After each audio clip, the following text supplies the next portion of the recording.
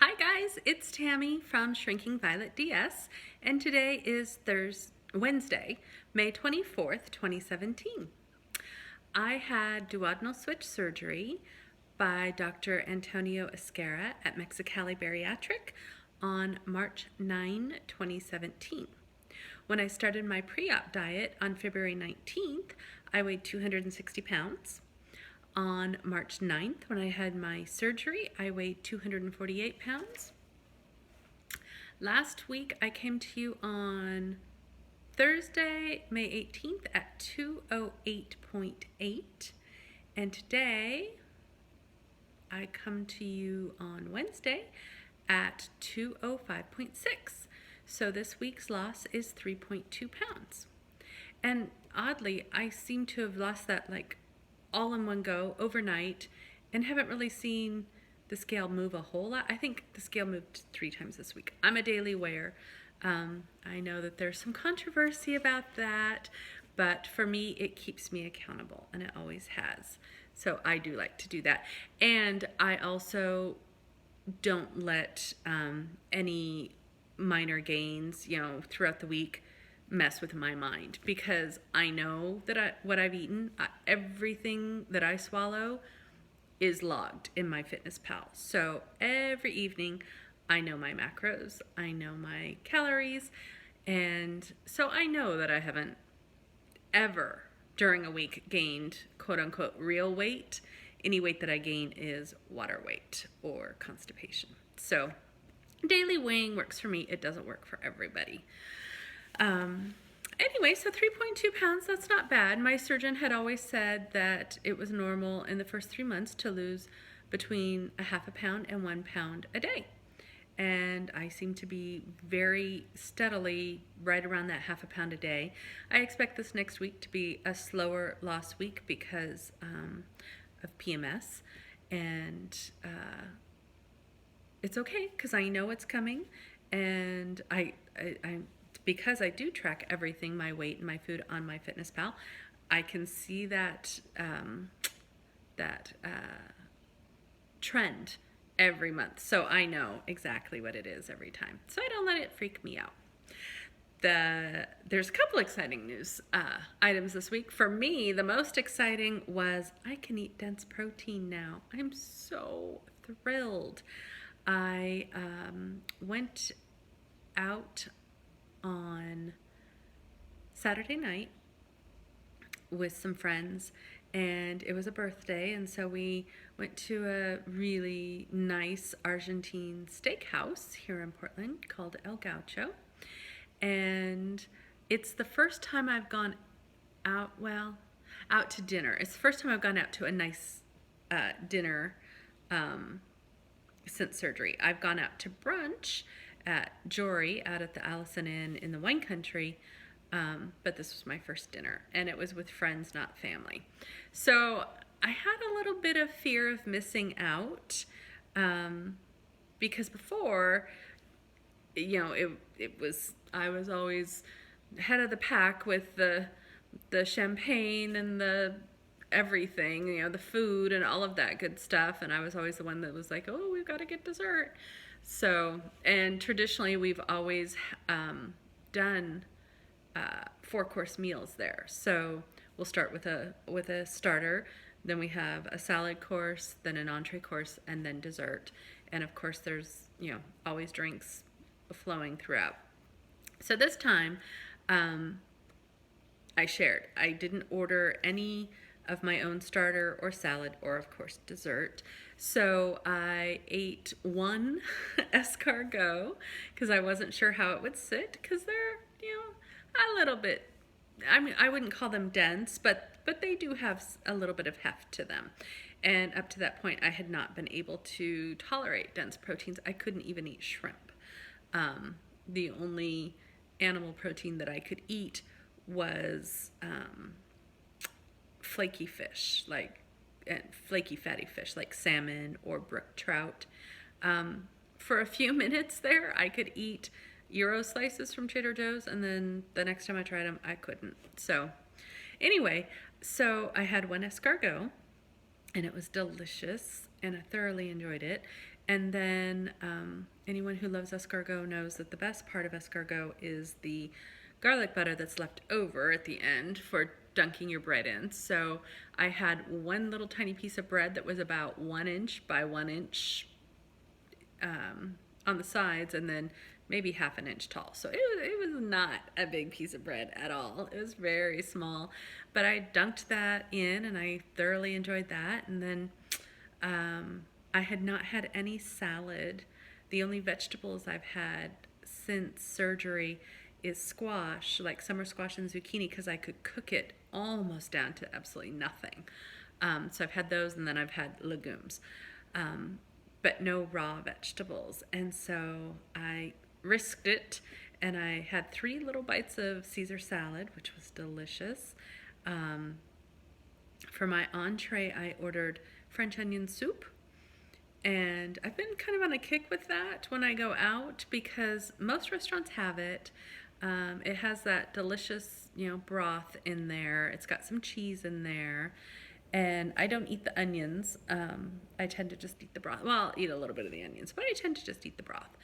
And it always stays down. So I had that, probably 3/4 of a cup of that, and then 1 bite of lemon cake at the very end, which was delicious. And the whole meal took us almost 3 hours, which is, I think, why I was able to eat so much. It seemed like a lot of food to me, even though if I put it all on a teacup saucer, it probably would have just filled the center of it, where the cup sits. So, except for the soup, of course, but the solid foods wouldn't have broken out of that little center part where the cup sits.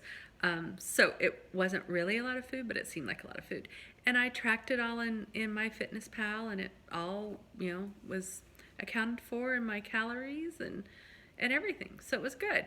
So that really kind of assuaged my food FOMO, my food fear of missing out, because eating has always been a very social occasion for me. I'm a huge foodie. I love good food and good friends and good company and good wine and cocktails and all of that stuff. And I entertain a lot.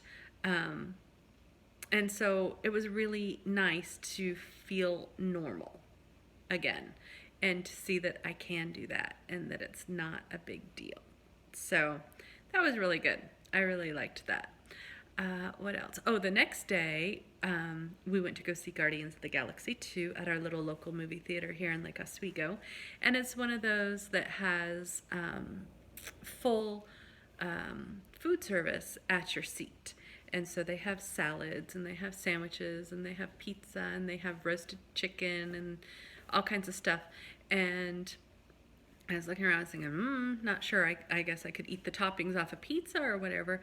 But then I saw under the appetizers, they had baked brie with lavash crackers.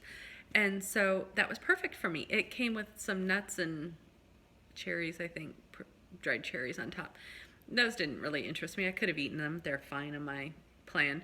But I just scraped those off to the side and ate the cheese on the crackers. And again, it's lavash. There's, not a lot to it. But it was delicious. It was nice and warm and savory, and the crackers were salty and crunchy, so that kind of satisfied that I guess popcorn craving. I did have a couple kernels of popcorn from my mother's popcorn, and a couple French fries from someone else, and that was it. And again, so it just further proved to me that I could eat socially without wrecking my diet, or without feeling awkward, like I was just sitting there while everyone else was eating. So yeah, that was really good. WLSFA was in Portland this past weekend, and I had tickets. And any of you who saw my last video know that I picked up Kristen from Hasta Cielo y Mas on Thursday, and we had a great time. If you go over to her channel, she has a video that we did together that day, and it's really a fun video. We had fun doing it, and I think it's fun to watch. I picked her up, and we went straight out to Multnomah Falls, well, actually out to the historic Columbia River Highway in the gorge, and We drove along there, stopped at Wakena Falls, then drove a little bit further down the road, stopped at Multnomah Falls, and had lunch at Multnomah Falls Lodge. Neither one of us had any problem with finding something to eat. She's a fellow DSer, which is really fun because there's so few of us out there, really, and I had never met another one in person, so that was really good for me. And I was the first traditional DSer she had met. She has a relative who has the SADI, the single anastomosis DS, but not the double like she and I have. So it was fun. So we had a lot to talk about. I think she got soup and salad. She did. She got lobster bisque and salad, and I had my French onion soup. And we just had a ball, and then we went shopping at Trader Joe's because she had a refrigerator and microwave in her room. So we got some food at Trader Joe's for her, and then we popped over to Fred Meyer, got a little bit of food there, and then I dropped her off because by that time it was 6 o'clock in the evening, and we were exhausted, her especially, because she had flown in from Texas. And so she was tired. So dropped her off. We met up again the next day downtown Portland at the Hilton, where WLSFA's conference was being held. And for those of you who are not familiar with WLSFA, it's the Weight Loss Surgery Foundation of America. And it is a nonprofit that does fantastic work. They provide funding for people who need help with the weight loss surgery. So it could either be emergency funding for finishing out surgery. It could be complete funding for people who would like to have weight loss surgery. Their insurance doesn't cover it and they can't afford to self-pay. Or it could be skin removal surgery, reconstructive surgery, for people who were able, because a lot of insurance companies will pay for the weight loss surgery, but they won't pay for reconstructive surgery. And for people who started this journey very large, it can be debilitating to have that skin in their way while they're, after they're done losing weight. And even sometimes during their weight loss process, because it prevents them from having full mobility. Say they carried all their weight in their stomach, it's called the pannus, that apron kind of thing that hangs down, and you lose all the fat in there, and then it just droops even further.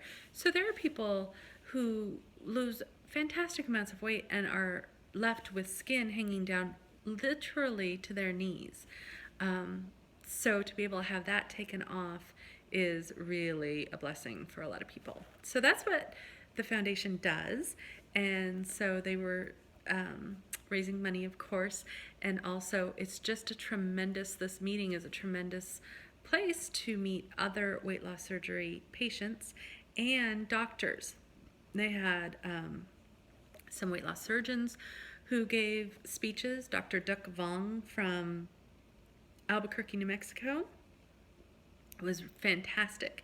You can find him on Facebook. He does his videos on Facebook, and he's there under Dr. Duc Vong. It's D-U-C, and his last name is V-U-O-N-G, comma, the support surgeon. And I cannot recommend his videos enough for anybody who's had weight loss surgery. It doesn't matter what kind or at what point you are in your journey. He's got great stuff to say. It's not all just surgically related. It's life related. It's meditation, it's gardening, it's exercise, it's eating out, it's mental blocks that we put up. It's fantastic. So I highly recommend his videos on Facebook. Then there's another one, Dr. Matthew Lemaitre, I think is his name, from New Jersey, and he's all about getting the word out about weight loss surgery and the foundation. And it was really interesting because he was talking about the ALS challenge, the ice bucket challenge that was all over social media a couple years ago or last year, I can't remember, and how they earned, there's about 30,000 people a year in a given year in the U.S. with ALS, and they earned something like $130 or $140 million, enough that it was $7,500, I think he said, for every ALS patient out there. Weight loss surgery, obesity affects, I think he said 130 million people in the United States. And last year, $200,000 was raised for weight loss, for obesity causes. That's hardly anything. And it affects so many of us. And I think, if you can help someone who needs the surgery, and say they're a parent, they're going to automatically, just with their own changed eating habits, start influencing their children. If they're not a parent, they're going to influence their friends or their parents or their siblings. My own mother, who is a tiny little thing already, has lost, I think, 8 pounds since I had surgery, just because she's watched how I eat and she started eating very similarly. And my husband's losing weight. So, he calls it start a revolution, and that's what needs to be done. The word needs to get out. So I think that's it. It was really a fantastic conference. If any of you can go, I don't know when or where it is next year, but you can go to WLSFA.org and find out eventually. I don't know if it's on there yet. You can also go there to find out more about the organization, and you can go there to donate to the organization if you would like to. So that's I think it's very important. I'm planning on contacting my local chapter, because there are local chapters. It's a national organization, but there are local chapters. And it sounds like the Portland one is pretty active, so I'm going to contact them and see what I can do to help volunteer. Let's see what else. I think that's pretty close to it. It's a beautiful day in the neighborhood. It's finally sunny here in Portland. We had gorgeous weather for WLSFA. It was so much fun for all of you that I got to meet. Chella from Foodie Turned Sleevey and Michelda from Hello VSG 2016. If you don't know them, go to their channels. Also Kristen, who I mentioned before, from Hasta Cielo y Mas, and all of the YouTubers who were there. It was really interesting. I only got to be at the conference briefly on Friday because of my company that I had over the weekend, but I was really sad to not be there the whole time, because it was very interesting and very energizing to be around all those people.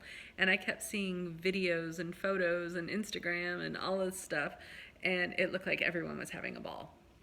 So I will definitely be there next year, if it's not over the same weekend with that birthday. And I'm thinking about going down in October to Long Beach, California for the Obesity Help Conference to check that out, because by that time I should be pretty close to my goal weight. And one of the things that happens at these conferences is that you get plastic surgeons come in and do consults, complimentary consults, from all over the country, and sometimes out of the country as well. Sometimes some of the Mexican plastic surgeons will come too. And since I had my duodenal switch in Mexico, I don't have any fear of going down there for surgery. With the duodenal switch, I was in the hospital there for 4 days. I was in the country total for 5 days. I think with plastics, I would stay longer. I would stay a couple months, because you just never know after. It takes a little bit longer, depending on what you have done, to heal from that. And so I would probably stay down there and work on my Spanish some more. But yeah, that wouldn't bother me at all. So anyway, have a great afternoon. And for those of you I met briefly at WLSFA, it was absolutely a pleasure. And for those of you I didn't get to meet, Joni from Smilin' Shrinkin', I'm looking at you. I'm so sad. I really wanted to. And there were so many other YouTubers that I watched that I would have liked to have met. Britt Bratt was one of them. Lauren Losing, I know, was there. Watch Patty Melt was there. C. Jane Shrink, VSG Jody, I briefly met Cindy VSG or Cindy VSG, I think, because she was sharing a room with Foodie Turns Levy and Hello VSG 2016. But just, I mean, like for seconds. So anyway, there were lots of interesting people there that I would have liked to have met more. And hopefully next time. Have a great afternoon, and I will talk to you all later. Bye.